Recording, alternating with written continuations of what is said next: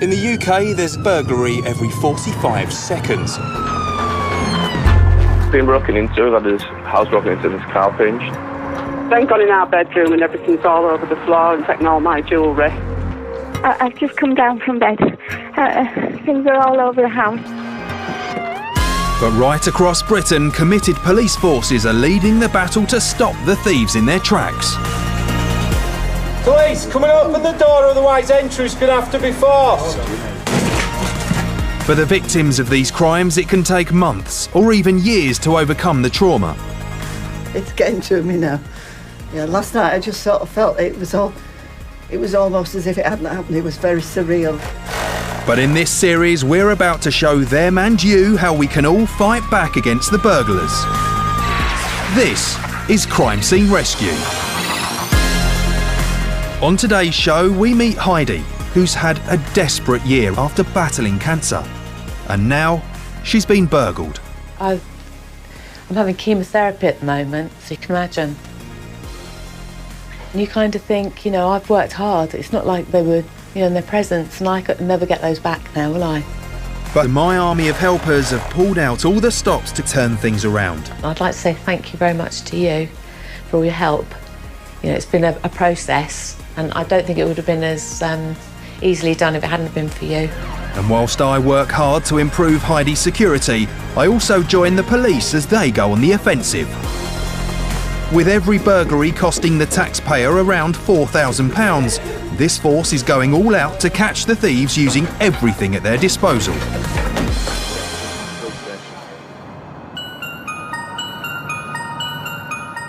It's 6:30 in the evening, and in a district of Leeds, a call from a woman is coming in.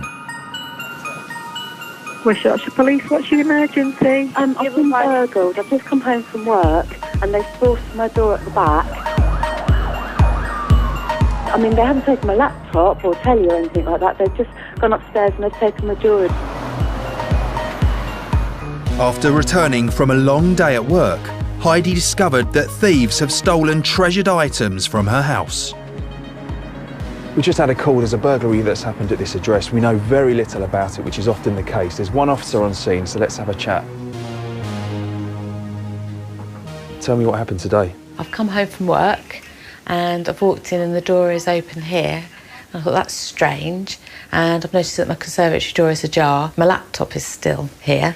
So I've walked upstairs and there's all black footprints and people have been in and stolen all my jewellery. And it's stuff that I won't replace. There's stuff from my godmother who's dead now, and necklaces and bracelets, and it wasn't, I suppose, a massive amount of money, but it's not the point really. The point is that you've had someone in your home. The thieves broke through the patio door that led into the conservatory. Oh yeah, you can see some markings here. So do you think they've actually leaving it open? Usually you'd expect this bit to be broken off and the lock barrel snapped. So I'm quite surprised I managed to jemmy this door open. Very surprised. It seems the criminals knew what they were looking for, and it's only when we get upstairs that the full extent of the burglary becomes apparent. Oh, yeah, look, you can see. They put all your stuff on the floor. Look at it. Absolutely rifled through. But they shut my curtains because obviously they don't want people looking in, do they? And Heidi, when you came home and you saw all your personal items, or what's left of them, on the floor, scattered like that. Gutted. Is that how you felt? Yeah, because I've had a really bad year. I'm having chemotherapy at the moment, so you can imagine. You kind of think, you know, I've worked hard. It's not like they were, you know, in their presence, and I could never get those back now, will I? That's it. Got some costume jewellery they've left me. They obviously knew what they were looking for. I don't feel very secure now. Your home is your home, isn't it? And you invite people into your home. When someone comes uninvited, it's awful. But what can I say? At least it wasn't late at night. At least it wasn't in the middle of the night. Just an awful thing for you to come home and find. Yeah. I was a bit of a shock. I was supposed to be a bit shocked. So the police have called the scenes of crime team to come and have a look and just see if there's anything that they could find, clues as to who might have done this. I'd imagine they'd want to have a close look over there and some of these surfaces, especially the drawers and the inside of the drawers and bits and pieces. As the scenes of crime officer arrives, PC James Burks checks with the neighbours to see if they have any vital information. There's been a burglary next door, but what's happened today? Just wondered if you'd heard or seen anything, basically. I've been at work all day. So this was the point of entry, so scenes of crime is just having a look now, just to see if there's any marks, any finger marks especially. So he's just going to dust that now. I mean, it looks like quite a brutal way of forcing that door open, so it may not have too many, but it's always worth trying. And it's a nice smooth surface, so he's got something to work with. The lock is intact, but I'm amazed that these doors have been forced, something you don't expect. For PC Burks, it's not the only line of inquiry. There's a primary school at the back as well, so we'll be looking for CCTV inquiries. We're there. A lot of people do have CCTV as well, so it's, you know, if anyone does have CCTV in the area, then you know, we're asking them to check through their database. Meanwhile, I'm seeing how the scenes of crime officer is getting on with the forensics. If you ever look by the fence, and it looks like some sort of footwear mark down the bottom. So it seems that's the way the offenders come into the property and possibly left as well.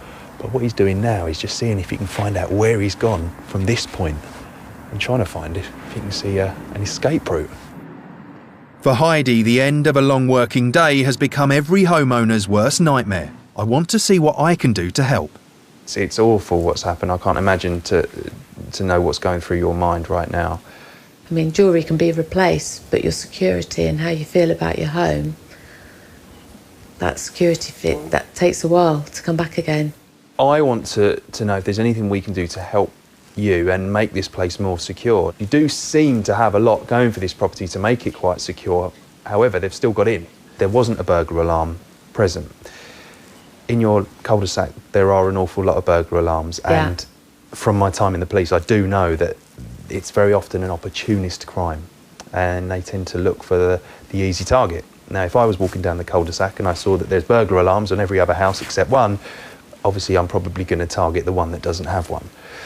So that's something I think we can do. I know you've got a cat here, Spike. Sorry. And some people are put off if they've got a pet, but there are certain alarms that you can get, not very expensive, that do allow for pets and won't be activated by a pet. How does that sound so far? This is your home at the end of the day. I thought I was secure, and have been secure for 10 years. All of a sudden now they're a bit more sophisticated maybe, and it's not secure. Burglar alarm is the thing to look at now. If there's anything we can do, we certainly will do. For Heidi, it's not only the jewellery that's gone. They've stolen my security. You know, they've made me feel insecure in my own home, and I don't think I deserve that as a person. I'm never going to feel safe at night now. Every time I hear a bump or a crack I'm going to be thinking, oh my God, is someone broken in again downstairs? Even though the patio doors have been forced, the police have checked them out and they can be secured for the night. I really want to be able to help Heidi out because she has been through so much these last few months. But her house is actually quite secure. I'm really going to have to make some phone calls fast because this job is going to be a challenge. I've returned to the police station. There's work to be done. Hey Steve, it's Rav. Hi, Rav. Steve, we need your help. We've got a lady that was burgled and she's got no burglar alarm system whatsoever. Be mindful she's got a cat as well, so she's a bit worried about a cat setting off any alarms. Is that something you can work around? Yeah, that's no problem. OK, then what I'll do, I'll send you over the details of the property and I'll meet you there, but that sounds great. Thanks for your help, Steve. OK, thank you. Cheers then. Bye-bye. See you, cheers, bye.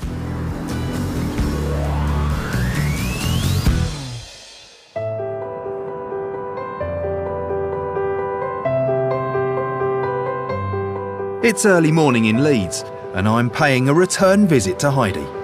So Heidi, last time I saw you, you literally just got burgled. You had a night to sleep on it, and how are you feeling today? A bit shocked, actually. A bit sort of gutted about the whole thing, and just have to accept it, don't you? Move on. I mean, there's a lot of really personal stuff that's gone that I'll never, ever replace. You know, at least my house is intact. You know, they didn't destroy my house. They didn't damage my house. Heidi's insurance will be covering the cost of replacing the patio doors. But she does need an alarm, and that's definitely something I can help with. I've enrolled the help of Steve, a local tradesman who answered my call after Heidi's burglary. Thanks for coming. If you have a look round all the other houses, everyone seems to have a burglar alarm box, except this one. And I think that must be one of the reasons why this place was targeted. I think it needs a nice new system put in that really sends out literally the alarm signals to anyone that fancies a go at this place to know it is secure.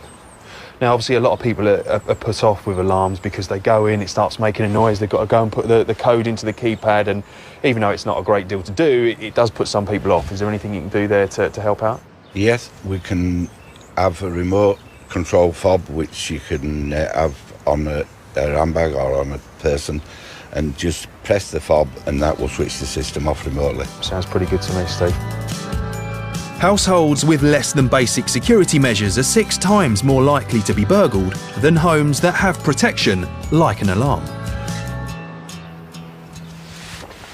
You can just see the small marks there. I mean, it was literally brute force that they've used to somehow lever that door open. So I'm thinking if you can put some contact points on there, that would make a big audible alarm straight away the minute that's open, and that's something you think you can do? Yeah, perfect. The door contacts can go on to the door, and if somebody forces it open, it would instant alarm all the instant bells, internal and external. That's fine. Figures suggest that only 12% of homes that have been burgled have gone on to update their home security. And if you've been burgled once, there's a higher chance of it happening again.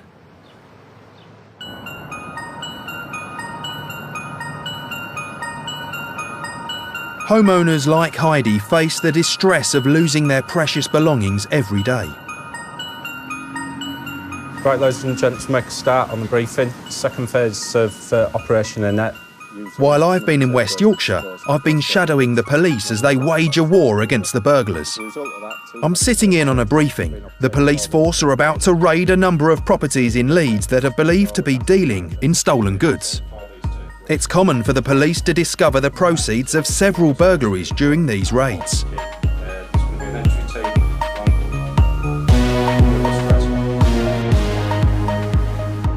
So the officers are just about to go in and execute a warrant in a takeaway where they believe there's a number of stolen items as the proceeds from burglary. They're going in as we speak. Stand still. Do you want to get them to turn everything off and we'll take them downstairs and sell them? We got one of the workers from inside here who's saying this is just a cellar. He's happy to show the officers around, so that's what they're doing at the moment. He's just showing them what's down here. So that's the fast bit. Now it's the slow time bit, doing the search, which with a place as stacked up as this, and this is just one room of very many. It's like looking for a needle in a haystack. This is the dull bit. Yeah, so we'll get cracking there. The suspects in the takeaway have been searched and questioned, but nothing's been found. The police are now checking another part of the building. You've done the main building. We have, yes. You've contained everyone inside. Yes. You're happy there's no more people there. That's correct. And there's nothing obvious at the moment. No, they're carrying on to search it at the moment. Obviously, with jewellery, small items, it's taking a little bit more of a detailed search. Absolutely. Now, there is another door behind me here. That's part of the same building, but tell me about that. We've heard noise upstairs in the flat. It's clear that there's somebody in there. We've tried to knock on the door, they're refusing us entry at this moment in time. So the officers are just getting ready now to force entry to that door so that we can gain entry and secure the premises inside there, and also search up there now.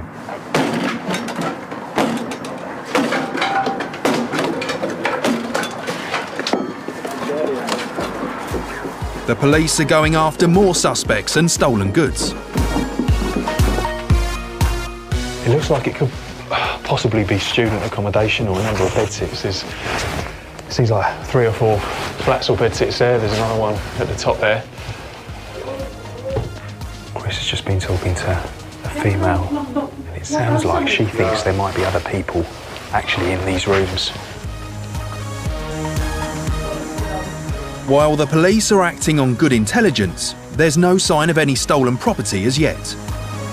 We've spoken to the lady, obviously limited English. The officers now are on with language line to try and assist with the communication barrier. From what can establish, there's various people, various ages in there. We're trying now to ascertain where they're from, whether they're legally in the country at this moment in time, given the way that they've reacted to the police attending here. Those inquiries are now ongoing with officers inside the building, with immigration at the airport to ascertain, see if we can find out who they are. Brilliant. So quite a bit of work for you guys to do. It is. We're still carrying on down here, and we'll carry on. The search will continue for the original reason why we're here, with the laptops and the jewellery. Now, your team did 2 warrants this evening at the same time, this being one. Tell me how the other one went. The other one, we've arrested 2 males at the other takeaway in relation to handling stolen goods. As we speak now, there's further officers from that team who are going on to their home addresses to conduct the searches there. We've recovered a number of items at the other takeaway. Fantastic. So we're just waiting for those identifying now. Good result for the again, team. that's ongoing as well. It's a cold night in Leeds, and CID officers John Brayshaw and Chantel Markham from the Priority Crime Team are paying Heidi a visit. They'll be seeing what they can do to help recover her jewellery. What we're wanting to do is go around the shops as soon as possible and look out for some of your jewellery. Most of the shop owners are quite pro-police, to be fair, and they do, tell us if someone's been in, and often they report it if they think it's suspicious. Did you manage to get any photographs or...? So I've done a list. Yeah. And this is the thing I did for you. These are my diamond earrings here. And these rings here. They're the things that were on the back of each of these cards, saying what the stones are, how much they weigh, the weight of gold. For now, we'll take them because if somebody's brought in sort of 3 rings that match 3 of the ones on there, then the chances are it's going to be, if there's just one that's like it. But I think if anything, it'll be my bracelets because they're Victorian gate bracelets. Yeah. All right, no worries. Bye. Thanks. See you later. Bye.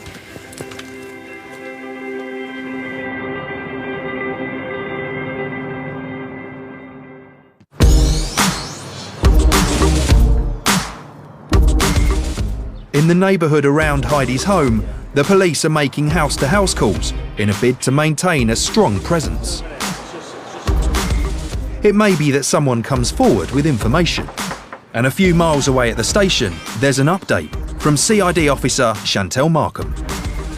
We've been round as many of the local jewellery stores as possible to see if anybody's taken any of it in. It is quite distinctive stuff. At the moment, we haven't had any results on that, but we're also in the process of doing a press release to see if anybody has come into contact with any of the jewellery that was stolen.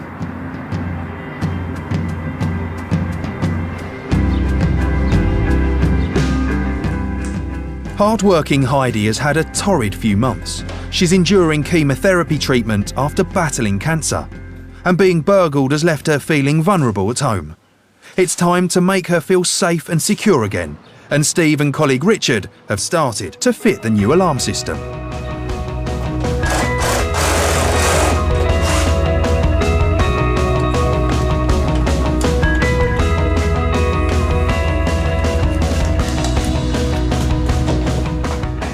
With alarm contacts being fitted to the doors and sensors being fitted to the interior, this house will soon become a lot safer. Steve, box looks great, totally changed the appearance of the front of this house straight away. Tell me what you've done inside. Well, Richard's been connecting the sensors and the control panel. He's just finished connecting the final door contact. And if that alarm is activated, I can see the blue on the outside. Is that going to light up as well? Yeah, there's a strobe that lights up. Sounds great. Yeah, thank you, Steve. Thank you very much for your help. It's okay. It's late afternoon, and I've come to see Roger Lomas, who works for the Coordinating and Tasking Office, or CATO for short. They are the police units responsible for gathering intelligence about Heidi's burglars. In terms of the burglary that occurred, the MO, i.e. in terms of MO, the method of how the suspects have actually gained entry and the property they've stolen, is very similar to 2 previous burglaries, and there is a match on 2 potential suspects for the burglary. The next stage will be for the Priority Crime Team to consider the intelligence and that's been put forward to them with the 2 names, look at the previous offending background, look to see what markers are on, and then they will consider an arrest. So officers are out there, they act on the information as soon as it's received, and there's a much higher potential that any stolen property will still be at the address. The police are hoping to catch Heidi's burglars by using a mixture of intelligence and also disrupting the lifestyle of known offenders. In a bid to drive down the crime level in West Yorkshire, the police are doing all they can to get the criminals off the streets. Officers are tracking down known offenders who have broken their bail conditions after being released early from prison. Essentially what we're trying to do is make inquiries in respect of the information that we've had. We're just awaiting that at the moment, but we've got, in the meantime, some information about another address, so that's obviously somewhere that we're going to be making a call. Police check all known addresses for the offenders, and if at first they don't succeed... The two addresses that we've been to there, the first address that was negative, that his brother had said that he'd just gone out. We attended at his second address, which is one of his associates' addresses. We did find in there, he'd give false details to the police, but it wasn't until myself and my colleague walked in there that obviously we knew clearly who it was, and he was arrested. The man who attended the police station was released without charge.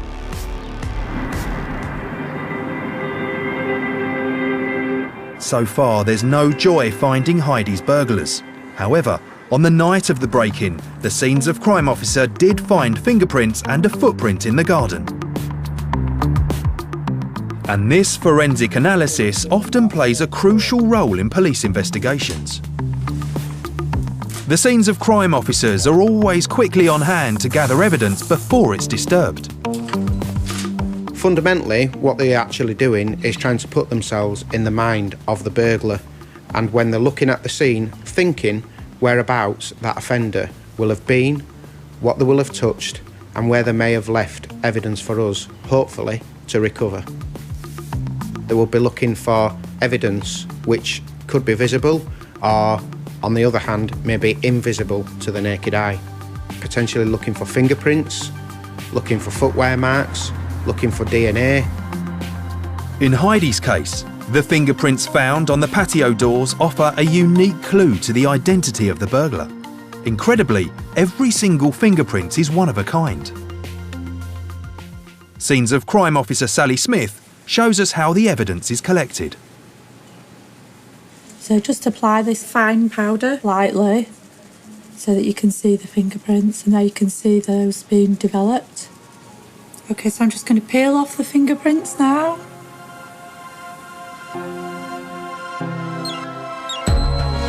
But it's not only fingerprints that can be used to identify the burglars.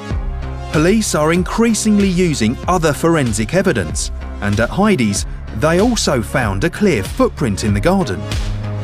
Of course, the offender may not leave their fingerprints behind, but they have to walk around the house that they've burgled.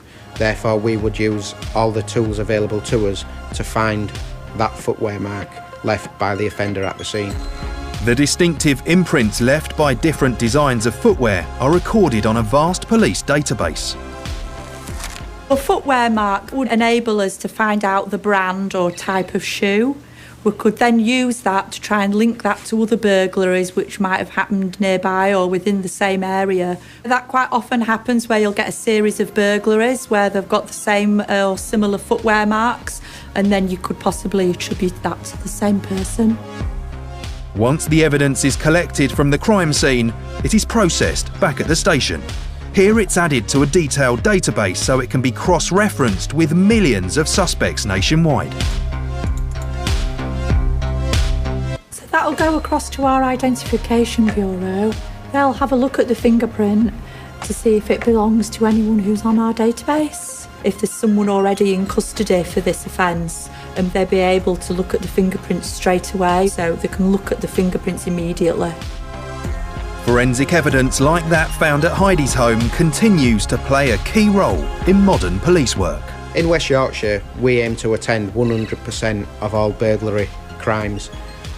That message is quite simple, that if you are a victim of a burglary in the West Yorkshire Police area, you will be visited by one of the scenes of crime officers.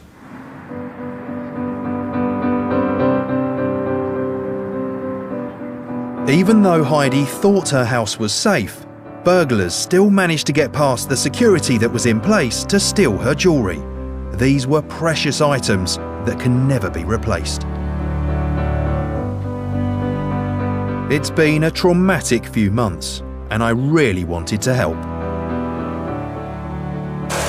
I hope that the alarm system restores Heidi's safe haven as she looks towards a brighter future.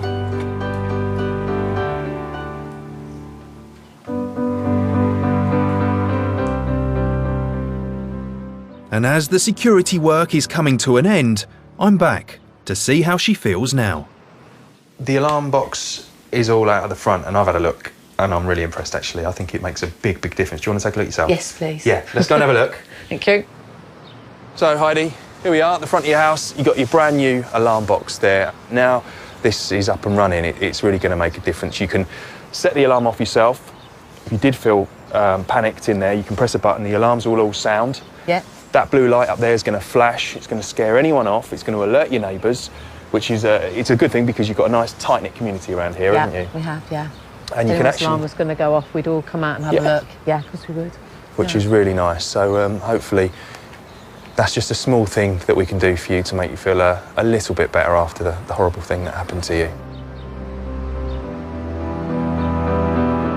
I'd like to say to those people that come to people's houses and steal, you steal more than contents. You steal people's memories, you steal people's security. I just hope it was worth it for them, quite frankly. You know, because I really, really, at this stage in my life, could have done without all of this. But I have to say, thank you very much to the alarm people, both Steve and Richard. They've been fantastic today. They've been really, really kind. And I'd like to say thank you very much to you for all your help. You know, it's been a process, and I don't think it would have been as easily done if it hadn't been for you. Well, it's been an absolute pleasure. I mean, obviously, I wish we hadn't met in these circumstances, but if it makes it that much better for you, then obviously that's a success, because it's one of the worst things that can happen to anyone, being burgled. I know that from my time in the police. I dealt with hundreds of burglaries, and it's never easy. And I really, really feel for you. I'm more reassured now that obviously, if anyone was to break in, the alarm's going to go off. No, I'm really pleased. I feel a lot happier. I'll sleep better, I think, tonight, and I'll stay asleep, I think. It's changed how I value my home. I've decided now I'm not going to be a victim. You know, I don't want to live in Fort Knox, but now I live in a house that is as secure as I can make it. Despite the efforts of the police, Heidi's jewellery has not yet been found. The two possible suspects identified were not arrested, as they were later eliminated from police inquiries. And though the crime remains unsolved, it is still being investigated. I'm really pleased we've been able to assist Heidi, especially after she's had such a hard few months. And the installation of that burglar alarm has clearly made such a difference to her home security.